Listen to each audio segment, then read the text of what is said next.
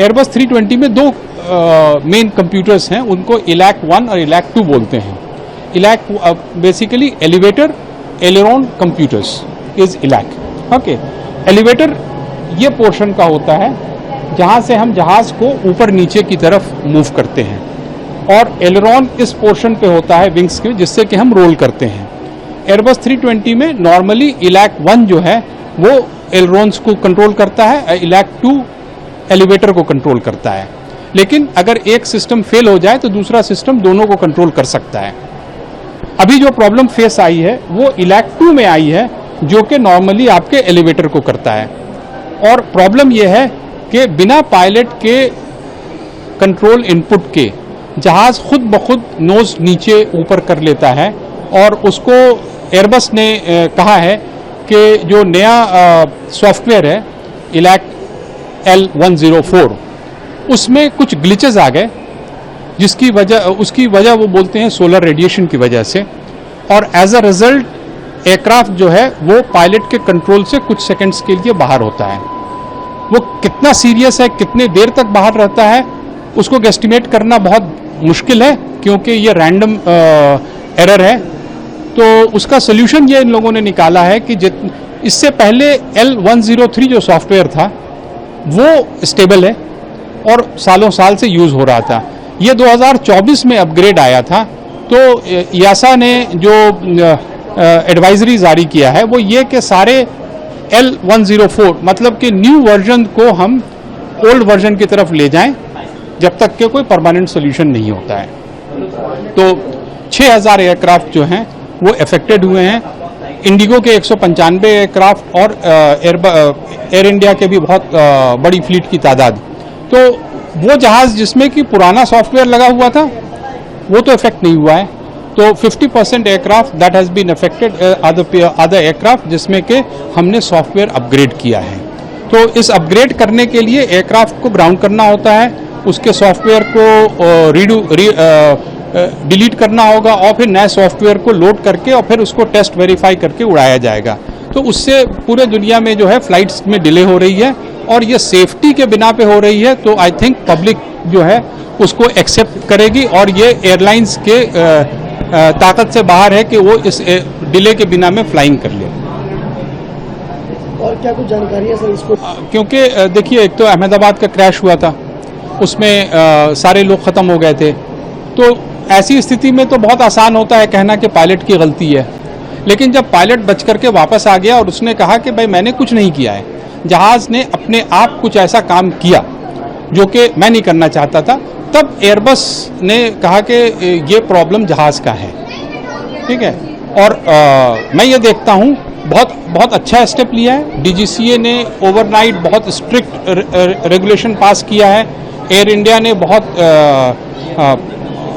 Proactive हो करके अपने जहाज़ का सॉफ्टवेयर्स को अपग्रेड कराना शुरू कर दिया है, विच इज़ बहुत अच्छी चीज़ है।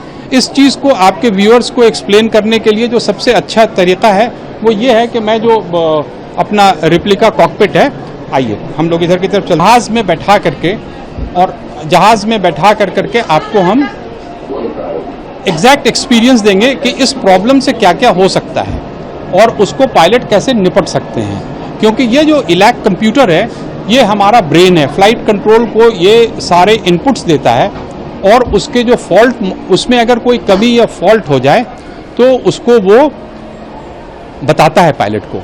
मतलब कि अगर ब्रेन में ही आदमी की अगर दिक्कत आ जाए तो फिर वो इंफॉर्मेशन प्रोसेसिंग ख़राब हो जाती है। तो it's a very serious matter.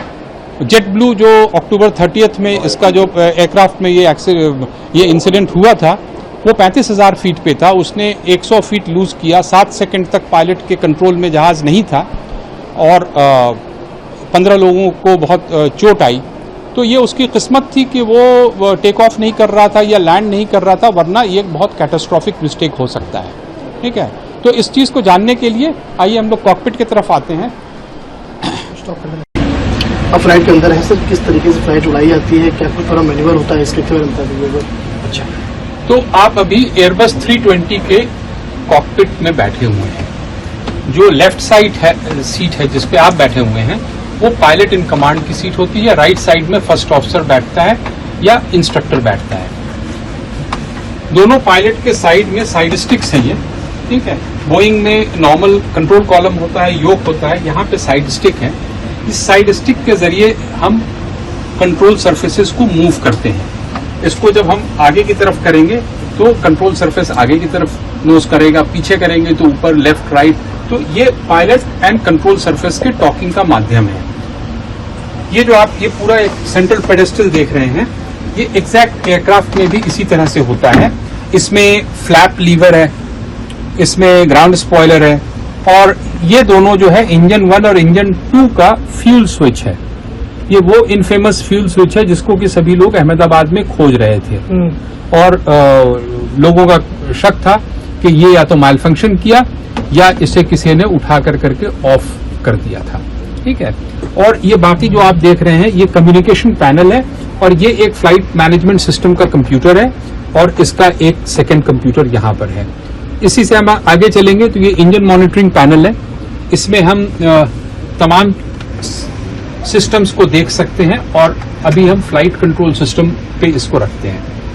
ये पैनल जो सामने वाला पैनल है, ये पायलट का प्राइमरी फ्लाइट डिस्प्ले पैनल है। ये नेविगेशन डिस्प्ले पैनल है, वो आपके तरफ भी इसी तरह से है। ये पैनल जो है, ये पैनल पायलट और ऑटो पायलट के बीच में कम्युनिकेशन का पैनल है। अब हम ऊपर की तरफ आते हैं, तो ऊपर की तरफ जो है air conditioning, pressurisation, electrics, hydraulics और फ्लाइट कंट्रोल कंप्यूटर्स, इसके और उसके सारे पैनल्स हैं यहाँ पे। फायर फाइटिंग के लिए भी है, इंजन 1, एपीयू, इन चीजों के लिए। इसमें अब जो चीज हम लोग को देखना है वो ये कि फ्लाइट कंट्रोल कंप्यूटर्स दो हैं। एक तो इलैक 1 है वहां पर, फ्लाइट कंट्रोल इलैक 1, और दूसरा है फ्लाइट कंट्रोल इलैक 2। ये इलैक 2 जो है ये खराब परफॉर्मेंस कर रहा है नए सॉफ्टवेयर के हिसाब से। इसका काम यह है कि पायलट के कंट्रोल इनपुट्स को सही तरीके से कन्वर्ट करके सरफेसेस में जाकर के उसका मूवमेंट करे ताकि जहाज में ये हो, ठीक है। इसका एक और काम है कि फ्लाइट कंट्रोल सिस्टम में किसी भी तरह का फॉल्ट हो तो उसको मॉनिटर करता है, और अगर कोई फॉल्ट अगर उसने वो देखा तो वो आपको बताएगा इस तरह से कि कोई फॉल्ट है हमारे इस सिस्टम में। तो पायलट जो है इसका चेकलिस्ट करेगा, और जो सिस्टम बचा हुआ है, इलैक 1 बचा हुआ है, ये इलैक 2 फॉल्ट यहाँ पे आया है, और ये सिस्टम बता रहा है क्या क्या सिस्टम काम करेगा नहीं करेगा। तो पायलट जो है इलैक 1 पे ही जहाज बिल्कुल नॉर्मल की तरह उड़ सकता है। इनफैक्ट अगर इलैक 1 भी अगर खराब हो जाए तब भी पायलट जहाज को लेकर करके सेफली ग्राउंड पे आ सकता है। यहाँ पे प्रॉब्लम कंप्यूटर के फेलियर का नहीं है, यहाँ पे प्रॉब्लम ये है कि ऐसी कोई वार्निंग पायलट को नहीं आती है, और ये इलैक सिस्टम बोलता है मैं तो बिल्कुल ठीक हूँ, और जहाज जो है वो पायलट के इनपुट के बिना मूवमेंट करने लगता है, ठीक है। तो पायलट को कंट्रोल करने के लिए एक तो कंट्रोल कॉलम हो गया, ये कंट्रोल स्टिक हो गया, और दूसरा ये थ्रस्ट लीवर का प्लेस हो गया। इससे इंजन 1 और इंजन 2 को हम पावर देते हैं, ठीक है। और ये हमारा रडर है, इस पे हमारा ब्रेक्स वगैरह हम यूज करते हैं जिससे कि ये होता है। अदरवाइज हमारे पास ऑटो ब्रेक सिस्टम भी है। जनरली जब हम टेक ऑफ करते हैं तो हम ऑटो ब्रेक्स को मैक्स में करके रखते हैं, ताकि अगर हमें रिजेक्ट करना है तो एक खुद ब खुद मैक्सिमम ब्रेक लगा दे। तो अब हम लोग जो है जहाज को हम स्टार्ट करते हैं, और हम लोग फिलहाल अगर आप बाहर की तरफ देखेंगे तो ये हांगकांग का एयरपोर्ट है। हम रनवे 07 पे हैं, ठीक है। और हांगकांग के एयरपोर्ट की खासियत ये है कि यहाँ पे पहाड़ भी है और समुंदर भी है। तो चूंकि हमारा पर्पस यहाँ पे ये है कि जितने लोग नॉन एविएटर्स हैं उनको मैं पायलट की सीट पे बैठा करके फ्लाइंग करने का एक्सपीरियंस दूं, ताकि वो एविएशन से जुड़े, और एविएशन से रिलेटेड जितनी भी तरह तरह की गलत रिपोर्टिंग होती है उसको हम यहाँ पे आकर करके और लोगों को बताएं कि ये है और फ्लाइट कितना सेफ है वो हम दिखाते हैं। तो अब इसके बाद अब हम लोग एक बार टेक ऑफ कर लेते हैं, उसके बाद मैं आपको वो फॉल्ट दिखाता हूँ कि वो जहाज किस तरह से करता है और उसको रिकवर करना कितनी जल्दी करना चाहिए, और पायलट के लिए वो कितनी चैलेंजिंग चीज होती है, ठीक है। तो चलिए आपको मैं जहाज को आप उड़ाएंगे सर? आप? अच्छा ठीक है, चलिए। तो अब तो ये जहाज जो है रनवे पर है, और हम जो है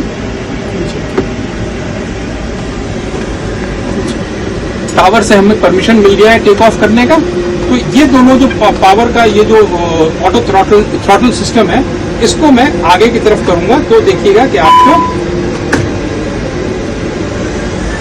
इंजन पावर डेवलप कर रहा है। हमने यहाँ पे देख लिया पूरा पावर सही है और हम जो है टेक ऑफ के लिए अब एयरक्राफ्ट एक्सेलरेट कर रहा है। ठीक है, तो इस जगह पे पायलट जो है देखता है कि उसकी स्पीड्स बढ़ रहे हैं कि नहीं। तो आप देखिए कि स्पीड 80 नॉट्स की तरफ चला गया है, हाँ अब 100 हो गया है।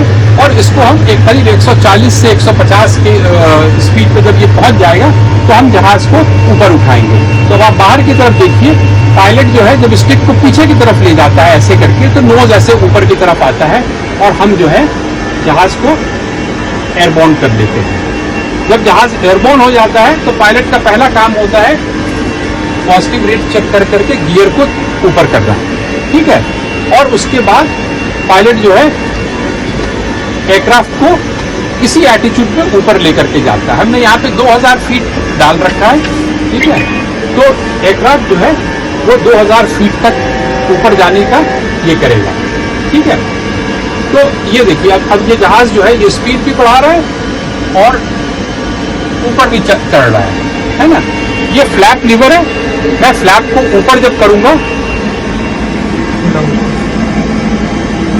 तो स्पीड जो है अब 200 पे चला गया, ठीक है। अब जो है हमने जहाज को यहाँ पे लेवल आउट कर करके, हाँ ओके।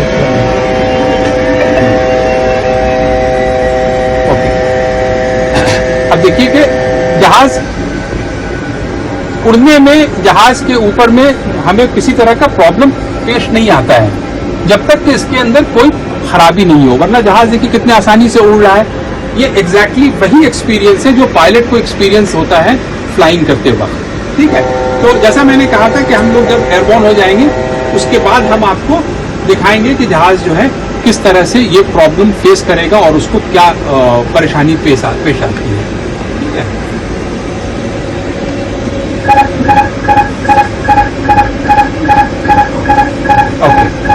ओके, तो किसी भी तरह की चीज अगर सही नहीं होती है तो जहाज जो है पायलट को बताता है, फिर पायलट जो है उस चीज को कंट्रोल करता है। तो अभी आप देखिए कि जहाज 2000 फीट के आसपास आ गया है, तो हम लोग 2000 फीट पे लेवल आउट होकर के उसके बाद हम लोग बाकी का काम करेंगे। अगर आप देखेंगे तो अब हम समुद्र के ऊपर हैं, रनवे हमारे लेफ्ट की तरफ है, ठीक है। अब आप वो देखिए, वो हांगकांग का रनवे है, देख रहे हैं। और जहाज जो है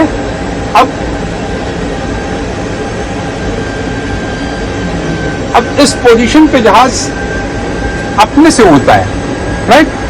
अगर जो कोई फॉल्ट अगर आ जाए, जैसे कि ये इलैक्ट 2 पूरा कंप्यूटर फेल हो गया, तो यहाँ पे देखिए इसने बताया आपको कि साहब हमें ये प्रॉब्लम है ना।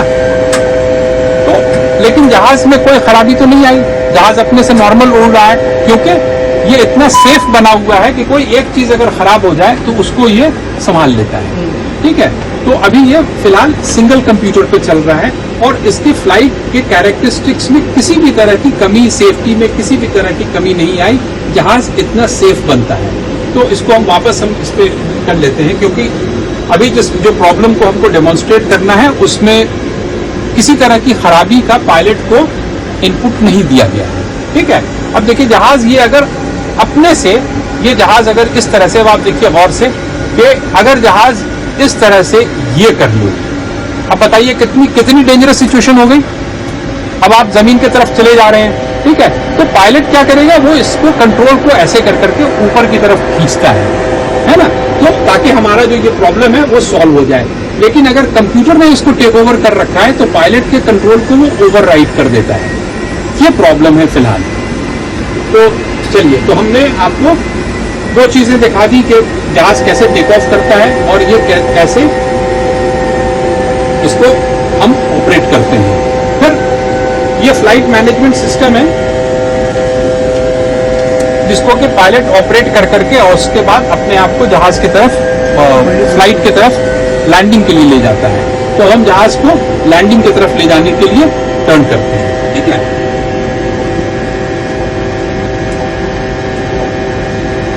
देखिए ऑटो पायलट ऑन होगा। ये रनवे का क्या क्यों दिखा रहा है? रनवे एंड नैव एक बार इसको बाहर निकाल के ना हेडिंग बाहर ये हो गया।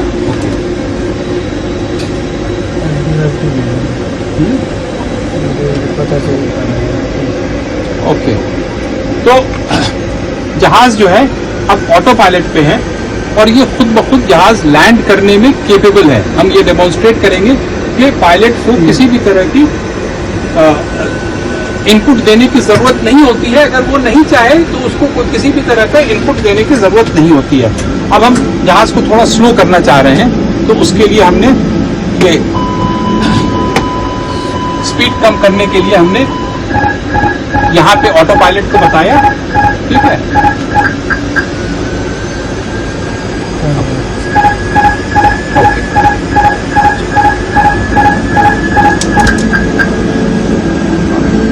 अब हम जो है जहाज को वापस रनवे की तरफ मोड़ रहे हैं।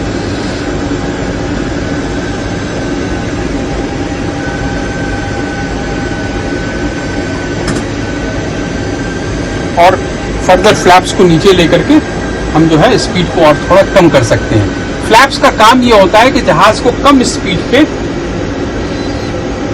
उड़ने में कैपेबल बनाता है। ठीक है, तो अब आप देखेंगे कि रनवे हमारा उधर वो आ गया है, तो लैंडिंग गियर को भी नीचे ले लेते हैं।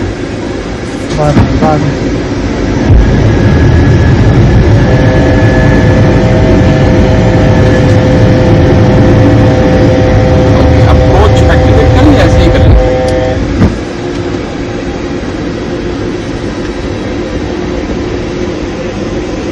ओके, अब आप जो है रनवे को आप उधर देख सकते हैं। हम लोग जो है जहाज को ऑटो पायलट पे लगा करके, ओके, तो ये जहाज जो है अब अपने आप से मैन्यूवरिंग कर करके उसके बाद वो जाएगा जहाज को लैंडिंग की तरफ ले जाने के लिए। अगर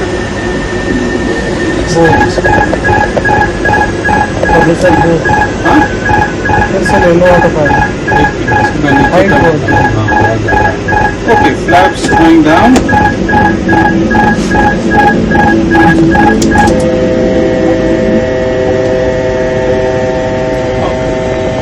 तो ये फ्लाइट सिमुलेशन जो है, इसमें पायलट्स को हम ट्रेनिंग भी देते हैं और जिन लोगों को फ्लाइट सीखने की ख्वाहिश होती है तो हम उनको फ्लाइट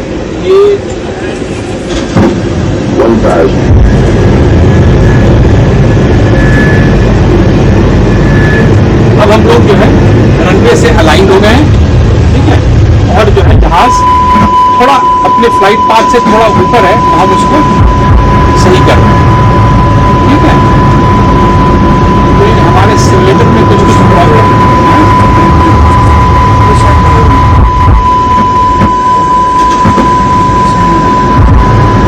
कर रहा है। ओके, तो इस तरह से हम जहाज को रनवे की तरफ लेकर के जाते हैं। लैंडिंग होगा इसका।